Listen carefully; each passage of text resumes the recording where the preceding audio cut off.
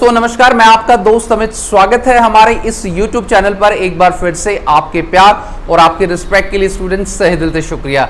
Guys, आज bachelor of education MDU के second year का जो फर्स्ट एग्जाम था नॉलेज एंड करिकुलम ऑनलाइन और ऑफलाइन मोड में हुआ और बच्चों का काफी एग्जाम भी हुआ। और वो जो एग्जाम पेपर है, सबसे पहले हम लोग अपने चैनल द अल्टीमेट नॉलेज पर क्या है उसको लॉन्च कर रहे हैं और वो आपको बता रहे हैं कि आज के एग्जाम के अंदर क्या क्या इंपॉर्टेंट टॉपिक्स हम लोगों ने कराए थे, जो इंपॉर्टेंट जो क्वेश्चंस हम लोगों ने अपनी सीरीज के अंदर बताए थे, क्या वही के वही आए या फिर कुछ अलग रहा। तो अभी आज bachelor of education second year का एग्जाम तो गाइज हो गया है।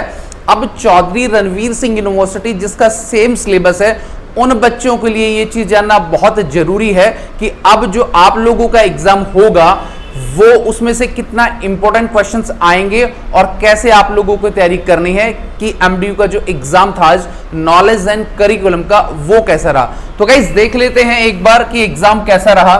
सबसे पहले तो गाइस पेपर कोड है 17121, जैसे आप लोगों को पता होगा। ठीक है गाइस, ये वाला जो है आपका एग्जाम है गाइस, जैसे कि मैंने आपको बताया है। उसके बाद आप इसमें एक चीज और देखेंगे कि भाई कौन सा एग्जाम आपका नॉलेज एंड करिकुलम। ठीक है गाइस, कौन सा है? Knowledge and curriculum. अब यहां पर साफ साफ एक चीज मेंशन है, आप उसको देख सकते हो, जो मैंने बताई थी कि कोई भी आप लोगों को 5 क्वेश्चन क्या है करने थे। क्या करने थे गाइस? आपको टोटल 5 क्वेश्चंस आप लोगों को करने थे और टोटल 9 क्वेश्चन आपको दिए थे। यानी कि फर्स्ट जो क्वेश्चन था वो आप लोगों का कंपलसरी था और बाकी और जो क्वेश्चन थे उनकी यूनिट में से कोई भी आप क्वेश्चन क्या है एक एक कर सकते थे। ठीक है गाइस, तो ये आप देख लेंगे क्या क्वेश्चन है। जो पहला क्वेश्चन है गाइस वो हम लोग देख लेंगे क्या लिखा हुआ है, ताकि आप लोगों को चीज समझ में आ जाए।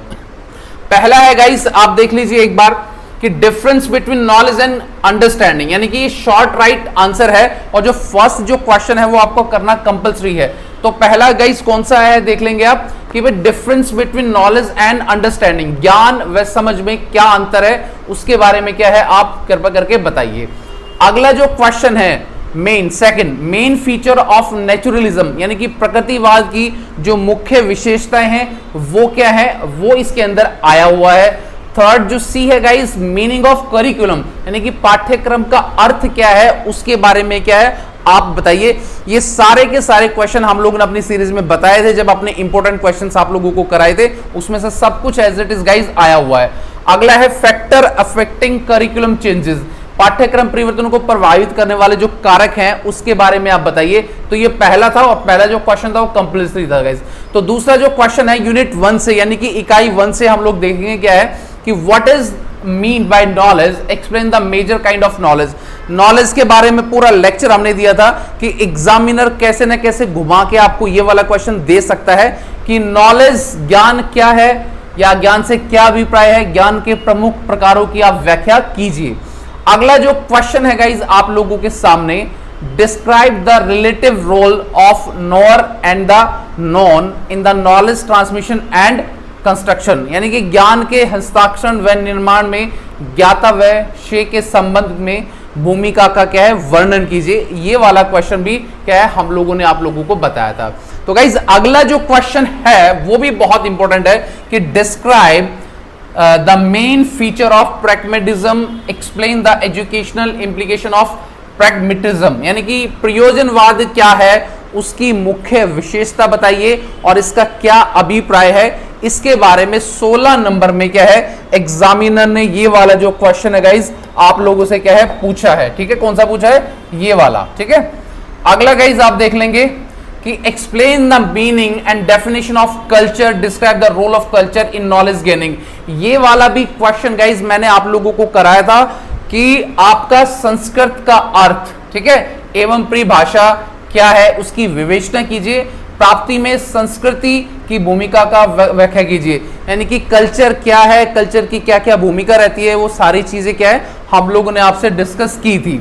अगला जो थर्ड यूनिट है गाइस वो आप देख लेंगे कि what do you mean by curriculum, यानी कि पाठ्यक्रम से क्या समझते हैं। जितने भी इंपॉर्टेंट क्वेश्चन थे उनके अंदर ये सारी की सारी चीज एज इट इज मेंशन है। अगला है guys what do you mean by curriculum, यानी कि आप पाठ्यक्रम से क्या समझते हैं। Describe in detail the principle of curriculum construction, और पाठ्यक्रम के निर्माण के सिद्धांतों का क्या है, सविस्तार क्या है, आप वर्णन कीजिए। ये वाला भी क्या है आप लोगों के लिए बहुत इंपॉर्टेंट क्वेश्चन है। अगला जो क्वेश्चन है गाइज वो आप देख लेंगे, 7वां क्वेश्चन कि describe the curriculum process, describe in detail participatory approach of curriculum theory, यानी कि पाठ्यक्रम प्रक्रिया का वर्णन कीजिए। ठीक है, यानी कि पाठ्यक्रम क्या है वो भी आया है और जो पाठ्यक्रिया का जो प्रोसेस है यानी कि जो उसकी प्रक्रिया है वो भी एग्जामिनर ने डाला, जो हम लोगों ने मिक्सअप करके आपको बताया था कि पाठ्यक्रम सिद्धांतों का सहगमनी उपागम का सविस्तार आप क्या है वर्णन कीजिए। ठीक है गाइस, तो ये सारे के सारे क्वेश्चंस आप लोगों के आए थे। 8वां जो क्वेश्चन जो एग्जामिनर ने पूछा है आपसे, that is very important question कि explain the concept of discipline centred curriculum, explain the classification and limitation of discipline centre curriculum, यानी कि अनुशासन केंद्रित पाठ्यक्रम की अवधारणा की व्याख्या कीजिए और अनुशासन केंद्रित पर पाठ्यक्रम के वर्गीकरण और सीमाओं के बारे में क्या है विवेचना कीजिए। यानी कि जो आपका पाठ्यक्रम है वो सेंट्रलाइज है वो कैसे होता है उसके बारे में क्या है सारी की सारी विशेषताएं क्या आपको बतानी है। अगला जो क्वेश्चन 9वां क्वेश्चन जो एग्जामिनर ने गाइस आपसे पूछा है, that is also very important कि what do you mean by curriculum changes and also explain the main obstacle of curriculum change, यानी कि जो पाठ्यक्रम चेंज होता है, यानी कि करिकुलम जो हर टाइम हम लोग सिलेबस और करिकुलम को चेंज करते रहते हैं, जो उसके ऑब्स्टिकल्स हैं उसकी क्या क्या बाधाएं आती हैं उसके बारे में क्या आप विवेचना कीजिए। यानी कि गाइस जो क्वेश्चंस हम लोगों ने इतने टाइम से आपको सीरीज बना के इंपॉर्टेंट क्वेश्चन के थ्रू, इंपॉर्टेंट क्वेश्चन पेपर्स के थ्रू जो चीजें आप लोगों को बताई थी वो सारी की सारी क्या आपके एग्जाम में आई हैं और होप आपके जो एग्जाम है आप लोगों ने अच्छा अटेम्प्ट किया होगा और अच्छे नंबर भी आप लोगों के आने चाहिए। तो गाइज आगे भी इस प्रकार के जो इंपॉर्टेंट क्वेश्चंस हम लोगों ने आपको बताए हैं प्लीज उस पर आप फोकस करना ताकि अच्छे नंबर और अच्छे मार्क्स आप लोगों के आ सके। वीडियो आपको कैसा लगा प्लीज इसके लिए लाइक शेयर एंड कमेंट। तो मिलेंगे किसी नेक्स्ट वीडियो में। Thank you so much guys.